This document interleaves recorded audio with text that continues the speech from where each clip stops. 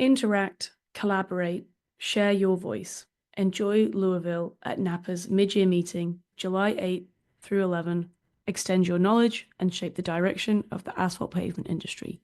Visit asphaltpavement.org/midyear for more information.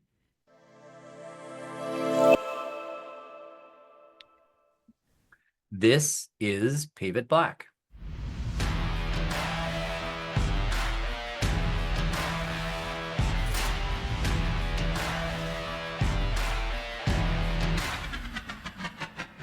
Hi, and welcome to Pave It Black, the official podcast of the National Asphalt Pavement Association. I'm Richard Willis. And I'm Brett Williams. This season, we've been talking about leadership and a lot about leadership qualities. But one thing that's important as we think about businesses in this country and our industry, it's important for us to think about the future. It's important for us to think about how do we have a succession plan in place so that our businesses continue to thrive once they get handed over maybe to the next generation or another organization. So today I'm really interested to learn more about the responsibilities of a leader in ensuring longevity of their businesses and what that really entails. So to help us with that conversation today, we've invited Albert Ciuksza from Solutions 21 to join us. Welcome to the podcast, Albert. And can you tell us just a little bit about yourself and share your journey to where you are today? Yeah, sure. So Albert Ciuksza, Solutions 21. Great job on the pronunciation, by the way, y'all. I'm Senior Vice President of Growth and Development. Been around the organization for about 9 years, but my background has progressively been from startup and large corporate and nonprofit economic development all the way to the consulting work that we do today. Solutions 21 is a human capital firm. So we focus largely on leadership, growth, and development. And that was really what sparked the conversation we're going to have today. I was coaching a lot of people who are succession candidates, generational in terms of kids or family members, or just frankly, just the kind of changing of the guard and the inevitable shifting transition. And so it was coaching in that context that really got me started on this journey of learning about that process. So I'm kind of curious if you could maybe share what one of the most unexpected lessons that you've learned on your leadership journey, something that, surprised you or has really been not what you were expecting when you were thinking about like where you were progressing in your career.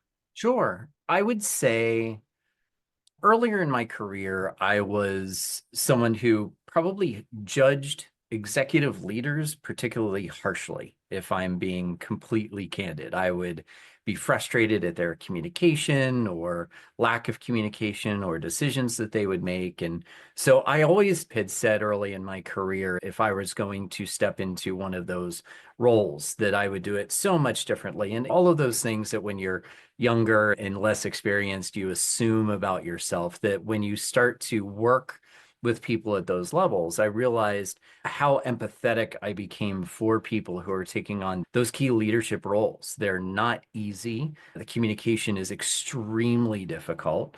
And ultimately, there's a lot of weight on their shoulders that when I was someone who was 10 levels away from any senior executive, I just couldn't understand. And from a leadership perspective, I think it's just much harder to do that role than people assume that it is until they're sitting in that seat or working closely with those people who are making some of those hard calls. So Solutions 21 says it's about building better bosses. Yep. What are probably the 3 most important qualities that a leader should have? Yeah, I hate to do 1, 2, and 3, but let's go with it. So one of the things that has been interesting in our work is uncovering that the key skill in leadership is emotional intelligence. And I mean the. So when we look at what executives or what search firms are looking for in C-level roles, when we're looking at how leaders are judged at any level, if you look at basically every piece of research, the first thing that drives employee retention, employee commitment, employee engagement is emotional intelligence. In fact, there's a really interesting piece of research that the Harvard Business Review published where they looked at job descriptions for C-level roles from 2000 to roughly 2020. And what you see is the percentage change in the interest in having these emotional intelligence and people skills skyrockets about 40% in that time. And the interest in having technical skills for those roles basically plummets at the same rate. So it ends up looking like alligator jaws, where at this point, because the job of being a CEO is so complex, or being a C-level leader is so complex, you can't afford to be holding all the information in your head. And what your job really is putting people in the best possible decision process to succeed, best position to succeed in their roles. And that EQ piece is the common thread. Certainly there are other things. If we did 2 and 3, being able to manage conflict or being adaptable, there are so many different things that I would list, but first and foremost, it would be hard to challenge. That one would be emotional intelligence. So as leaders, I think it's easy to get excited about the wins or like those big successes, but I think it'd be really interesting if you could share maybe a challenge or even possibly a failure that you've experienced as a leader, and maybe talk about how you navigate that and Sure. what you learned from that experience. I love it. So there was a friend of mine who we were talking about the challenges of leadership, and he said, you can't just be the boss when you're handing out bonus checks. And I've really loved that line because it really indicates, I think, the difficulty of playing, a true leadership role in an organization. And look, there's reason why you walk into a bookstore, if you do that anymore, and racks of books about leadership, because there's an almost mystical quality to what it looks like. And failure and challenge and navigating those things as a leader is, from what I have witnessed in helping to coach executives and people who are stepping into or about to step into those roles, navigating that is the crucial kind of ability that those folks tend to have to jump in order to step in. So if you have emotional intelligence and you're able to negotiate challenges and failure, that is what will help you be most successful in those leadership roles, because folks then learn that you're a real human. You're not an automaton. On a personal level, I have been a startup founder and co-founder. And of course, there's always the micro failures, but one of those organizations, it ended up not working, and we ended up having to shut down the business essentially. And one of the key learning experiences there was, for me, it was a bit lonely in that CEO role. I was trying to manage and motivate a lot of people through a series of challenges that I wasn't sure myself if we were going to be able to get through. And that's one of, I think, the things that I've taken away and helped to bring into some of my coaching work is there are a lot of things when you're making some of those hard calls, whether it's to hire or fire or invest or divest or sell the business, whatever those things are, they're extremely difficult decisions, and sometimes it can be really lonely not having resources that can help you think that through so you can be more confident and comfortable, even if it's a challenging or negative outcome, more confident and comfortable executing that. So you've recently published your book, Succeeding, Stepping Up Without Stepping in It. And it describes itself as the ultimate guide for next generation leaders ready to take the reins without tripping over them. What inspired you to really write this book, and why do you think succession planning is so important? Yeah, so I'll start with kind of the genesis of where the book came from. I was coaching at the time, probably a dozen to 24 in completely different organizations, completely different industries, succession candidates, people who were expected to step into a C-level role, a senior VP level owner. So these were children of business owners or high performers in their organizations where equity was likely on the table. I did eventually expand into exploring nonprofits and corporate and all of that, but the genesis was working largely with small and mid-market firms. And the thing that kept coming to me was they were struggling through what they were witnessing as an emotional kind of barrier between them and the predecessor, that ultimately there was this emotional gap. And as someone who was trying to coach effectively for the people that I was working with, I was looking for resources to help them navigate why that was happening and what were the tools and resources they could potentially leverage so that they could make sense of the crazy experience they were having. And nothing was out there, or nothing that I thought was credible. Most of the resources that had been designed around succession were either for the predecessor, exiting owner, outgoing executive, or they were blog posts and articles and stuff that, frankly, I thought were a bit condescending to the people who were about to take on these significant roles. And I just started asking a bunch of questions from people who I knew were successors. And next thing I know, Richard, of course, I believe I cite you in the acknowledgments as someone who helped introduce me to a few folks that were great interviews and really helped to shape this research, and ultimately came away with a lot of understanding of the central challenge of succession. So that was the starting point. What we got to, and if I were to take a couple of big conclusions, the first one I would throw out would be best summarized by a quote from Bobby Bowden. So for those who aren't big college football fans, Bobby Bowden had been the head football coach for Florida State for years. He was an old guy and coached a long time. And every once in a while, if the team was shaky or there was a reporter who was just interested in poking the bear, they would ask when he would retire. And at one point, he responded that there's only one big event after retirement, and I ain't ready for that. That was his answer. And so when I talk to successors, I tend to narrow the entire experience for that is to that, for that predecessor, this is really an existential experience. And once you grasp that, once you wrap your head around that, it makes a lot of sense as to why maybe some of the behaviors that predecessor is doing aren't normal. They aren't the things you would be used to navigating, because that person's genuinely going through what is a kind of an existential experience. And I don't necessarily blame them. That would be one of the biggest conclusions to come out of all that research.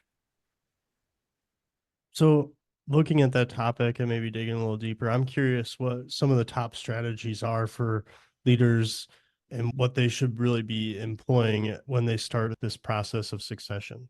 So you have, in essence, let's talk a little bit about what happens when you're a predecessor, right? So if I have a business and I'm looking to retire, I only have a few options with what to do with that asset.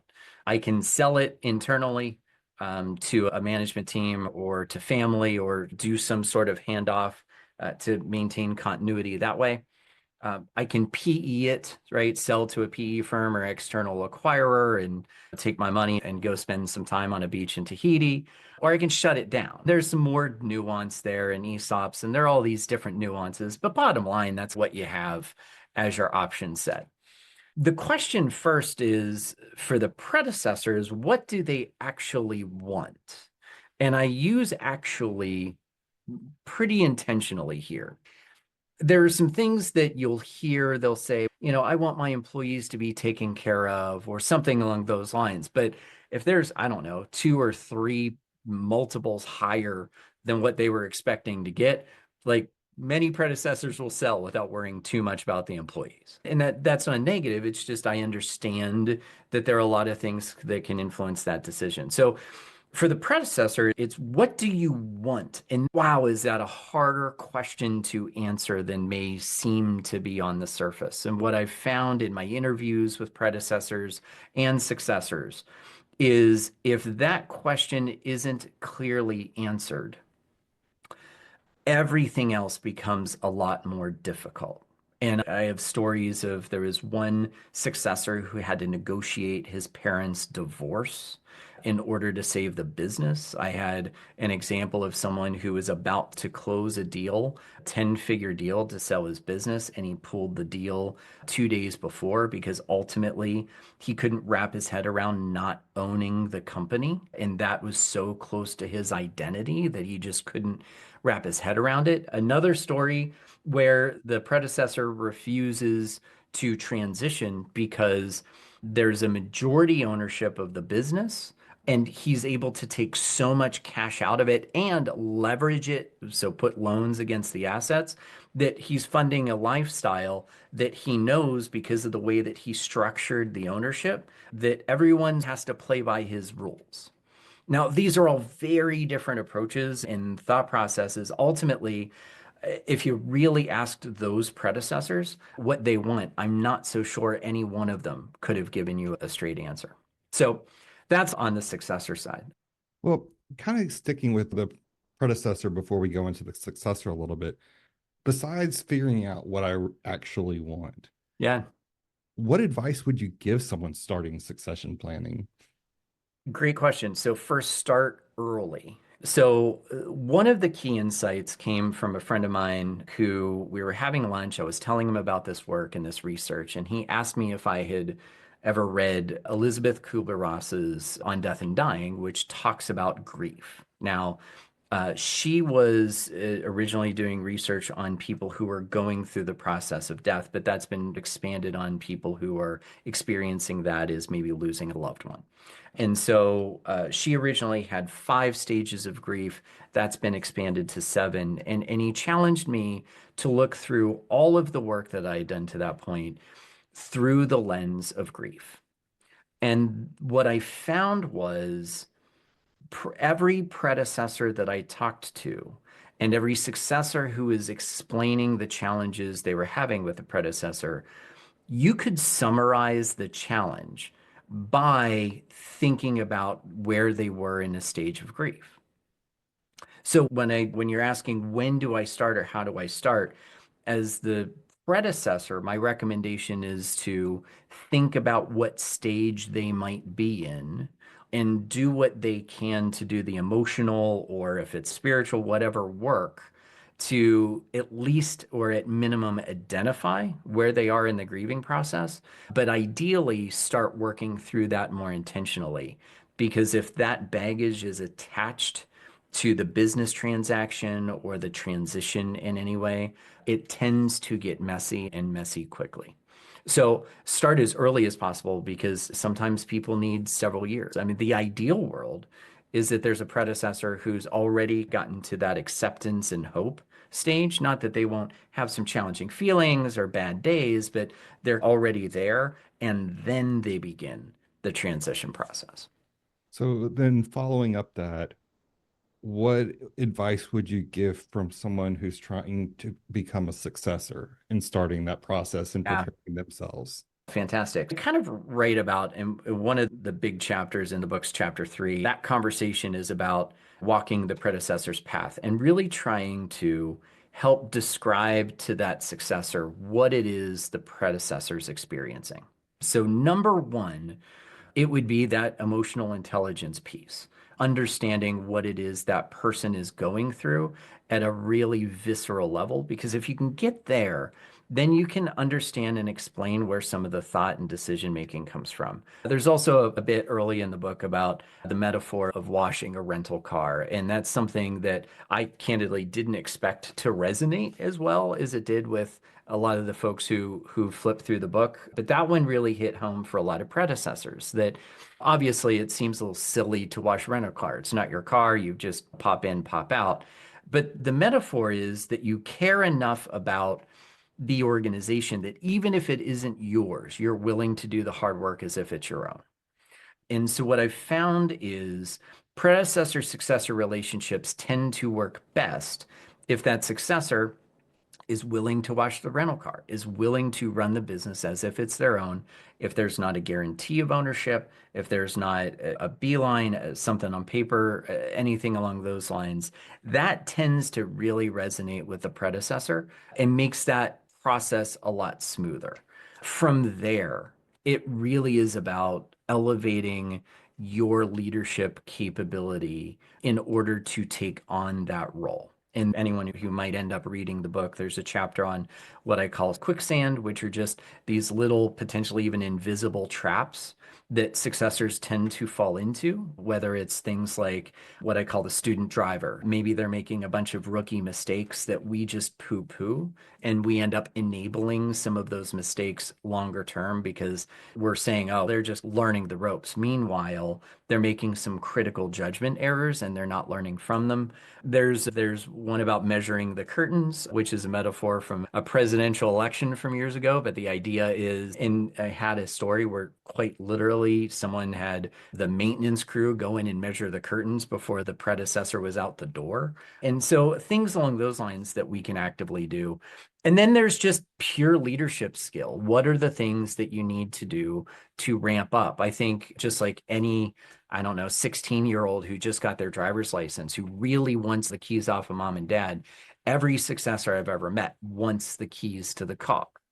What differentiates the successors who do it well versus the ones who don't is they're willing to be humble enough and take it slow enough so that they can maintain as much continuity as possible while building kind of the argument and the credibility in order to shift the organization to the vision they see.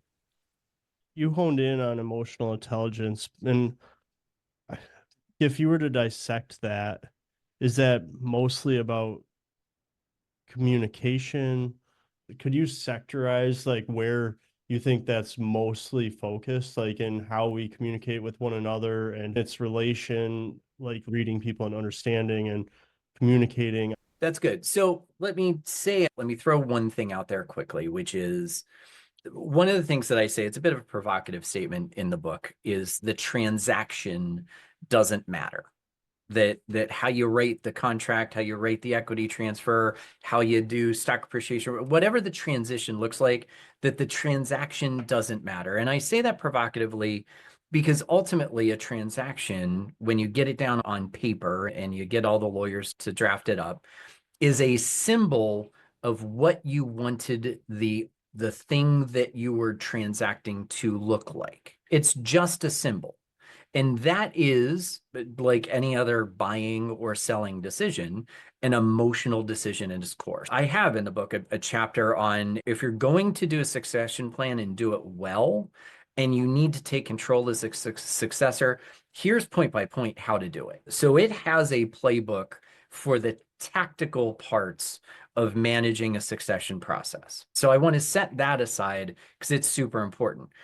You still need to do it, right? The process still matters. At the EQ level, I would say that it's when you're looking at the things that can trip you up. And the way that I describe it in the book is that they're wildfires. So you have sparks, things that the predecessor or the successor does, typically within their control, though not always, and the conditions where those sparks fall. So the conditions, how the predecessor's feeling in that moment, are the 7 stages of grief. The sparks are things you may or may not be aware of as a successor.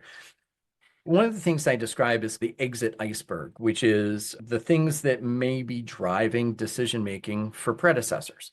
So the thing that's on the table, typically pretty obvious, is interest. So there are 3 I words. So there's self-interest. What are the things that they want? Do they want money? Do they want power and influence in the community? So for instance, a lot of business leaders also have board positions and things that are just of influence in their place. So there's that self-interest. Then there's identity.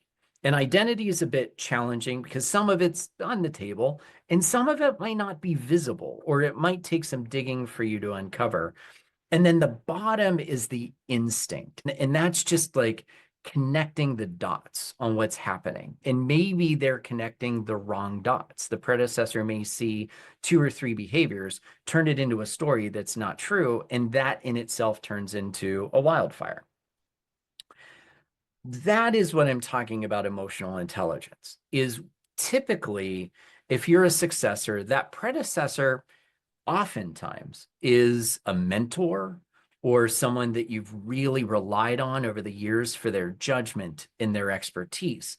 And all of a sudden they get wobbly. They start making decisions you don't understand. They start to shift in ways that you're not comfortable with. And then you start having to rethink the whole relationship. And so what you're hearing through that is, as the successor, It's really important for you to be able to understand that predecessor's going through something and that you may need to give them some grace, even if it feels like you shouldn't have to, even if that violates your sense of justice. Like, well, I shouldn't have to. Mom should be able to figure this out, or dad should be able to figure this out. Well, they're in a pretty significant emotional experience.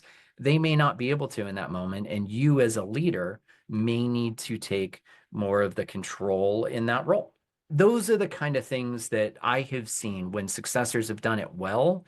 They've been able to navigate that while still allowing that predecessor to go through the process with comfort and dignity and walk out of it when it has gone well, feeling very good about the transition.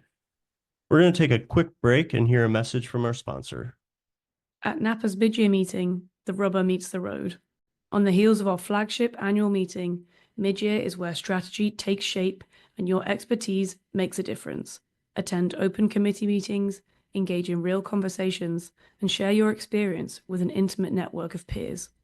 Whether you want to up your technical skills, advocate for your industry, or enhance your network, mid-year has it all. And when sessions wrap up, Louisville comes alive. Enjoy the heart of Bourbon City with 5 distilleries within walking distance. With open evenings built in, you choose your experience. Be part of the conversations that shape our industry. Join us July 8 through 11. Learn more at asphaltpavement.org/midyear.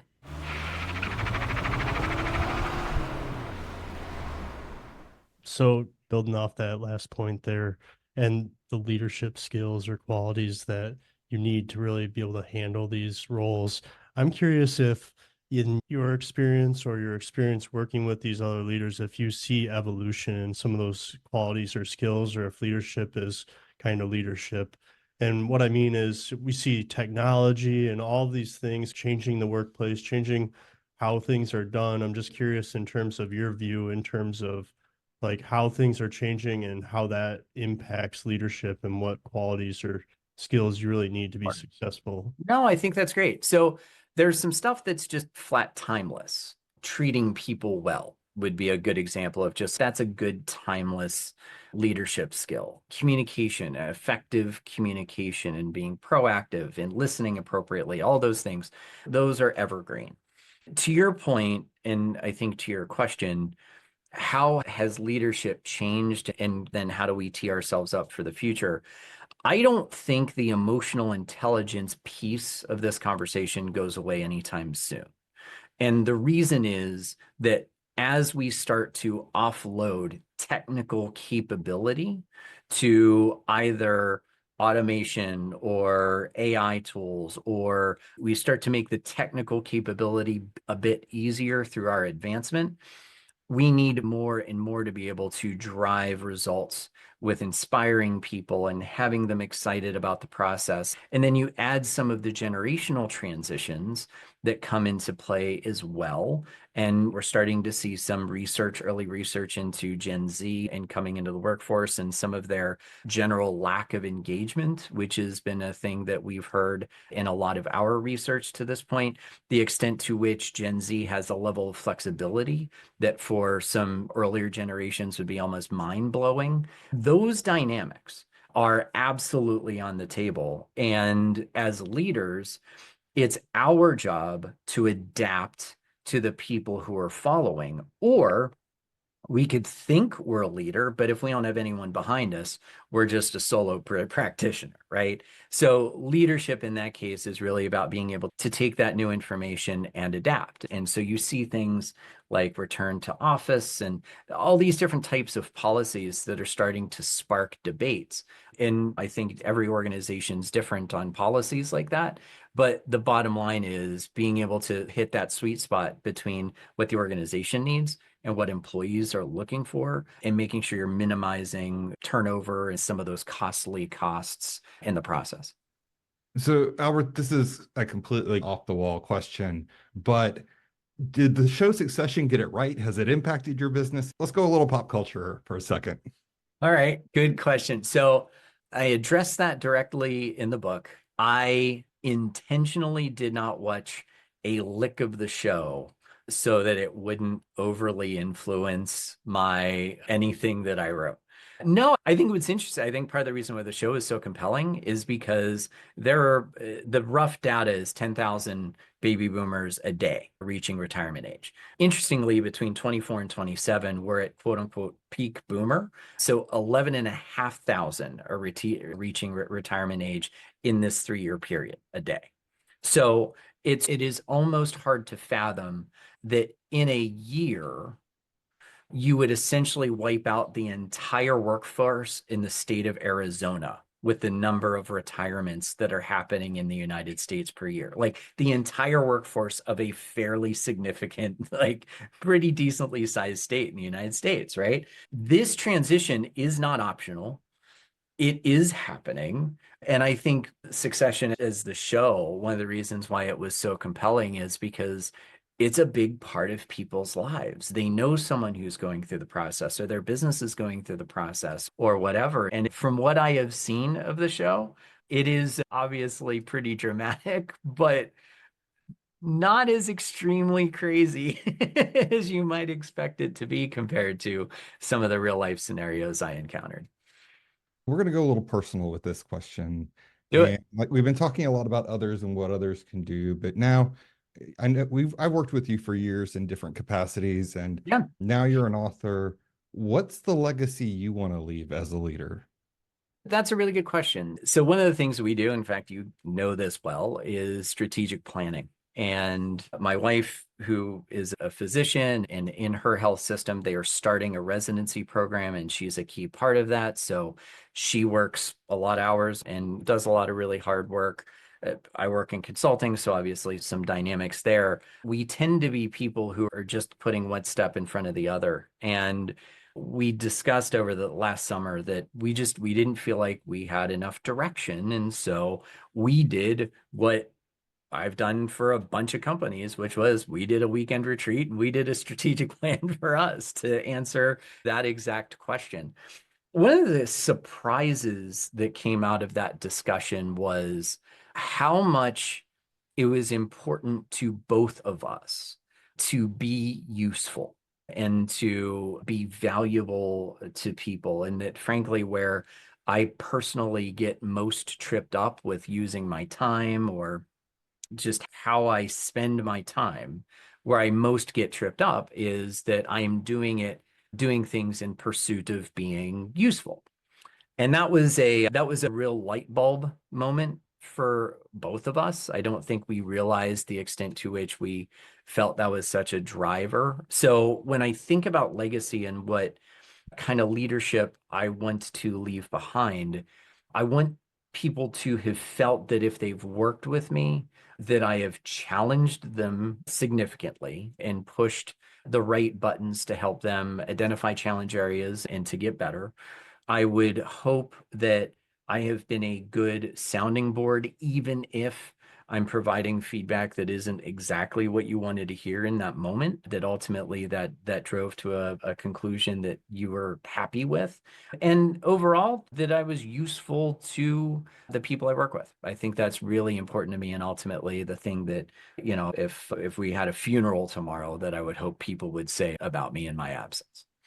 Albert, really appreciate you being on the podcast and sharing all of your experience and all the insights that you've gained through your research and your book, and working with a number of different leaders and industries of varying backgrounds. Just really appreciate your time and your insight on the podcast today.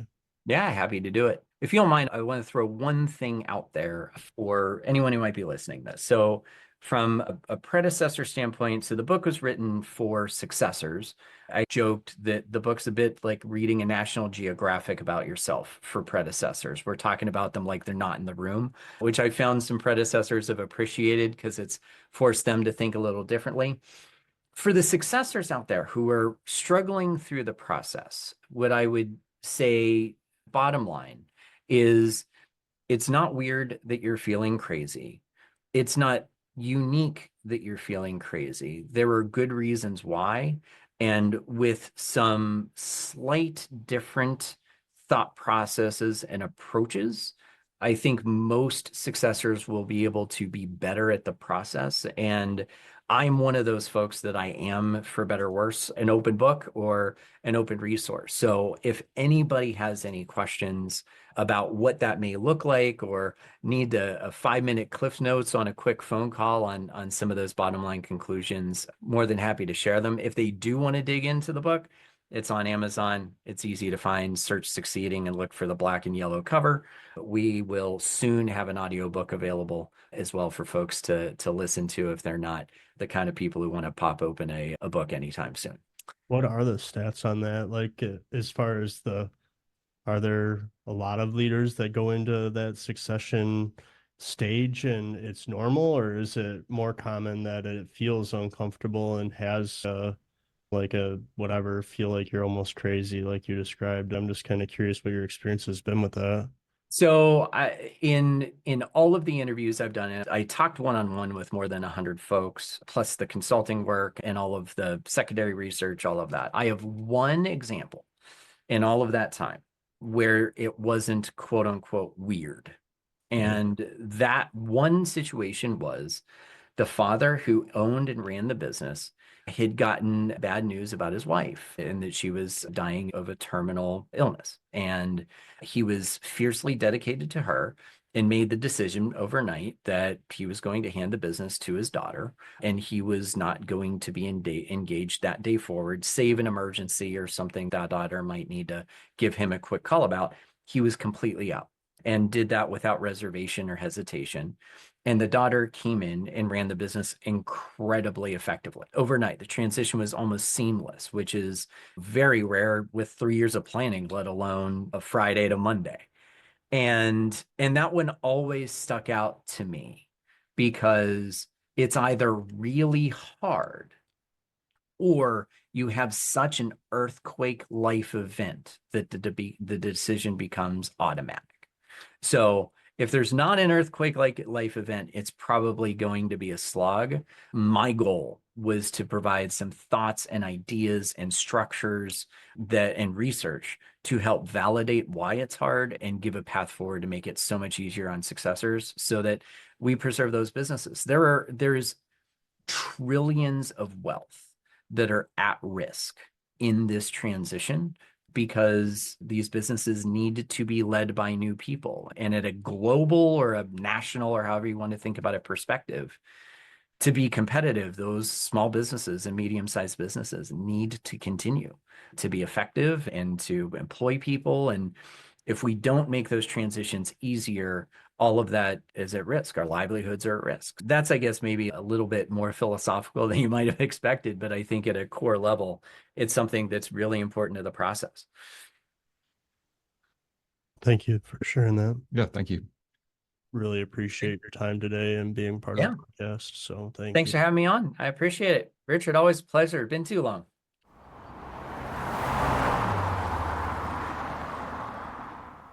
My takeaway is, as a leader of a company, it quite possibly might be the most difficult situation that you face, is that transition where you're looking at succession and the company longevity going past your leadership and what that looks like.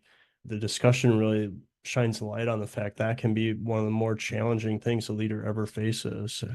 Well, and honestly, it's probably one of the most challenging things the successor is also facing, because while you're taking on new roles and new responsibilities, the main thing he talked about is having the emotional intelligence to try to understand what the other person is going through, so that transition is less challenging for everyone.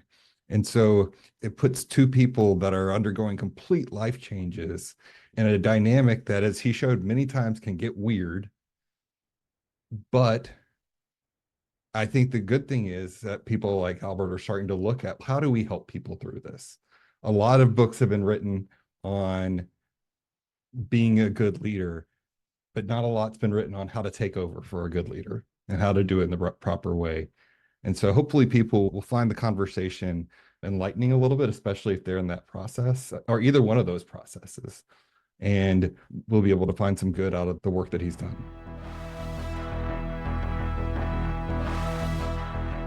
Ciuksza. Thanks for listening to Pave It Black. Visit asphaltpavement.org/podcast to find more episodes, suggest a topic or guest, become a sponsor, or learn more about Napa. Pave It Black is produced and copyrighted by the National Asphalt Pavement Association. Music by Colleague. As always, thanks to the dedicated workforce connecting diverse communities all across America. Don't just listen, lean in. Napa's mid-year meeting is your chance to join the ranks of industry leaders moving the asphalt pavement industry forward. Sit shoulder to shoulder with decision makers and enhance your visibility in the industry. Your opportunity awaits. Find out more at asphaltpavement.org/midyear.